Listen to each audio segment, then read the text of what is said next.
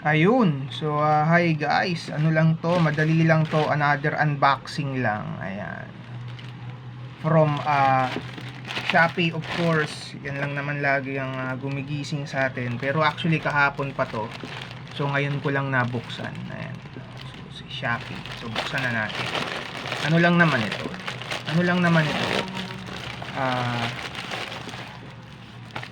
Tedeng! Ano ba to?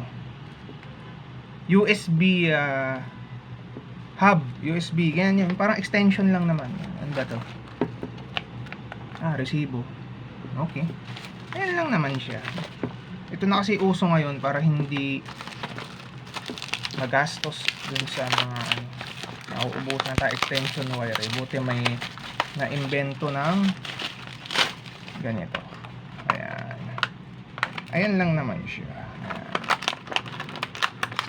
Diba dati, pansin nyo ba dati bago kumain pinipicturan sa FB, ngayon hindi na, lahat ginagawa mo na sa YT para dagdag WH. O yan lang naman siya, 7 butas para sa mga USB mura lang, mura talaga yung mga nasa online na yan. Ayan. USB din of course. Ayan. So tignan natin kung tatagal ba sa atin to, dahil ito na uso ngayon, hindi na uso yung mga saksakan. So ayan lang naman guys. Kung natapos mong panoorin yung itong vlog ko, wag mo sana nakalimutan mag-like, comment, share, and subscribe. Ayan. Pindutin mo na rin yung notification bell para lagi kang updated sa mga nilalabas kong videos, vlogs. Ayan, vlogger na dating. Ayan. So ayan lang guys.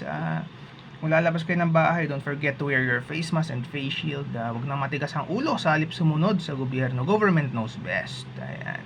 Keep safe guys. Salamat po. Keep safe guys. Keep safe. Saan ka man sa mundo. Ayan. God bless.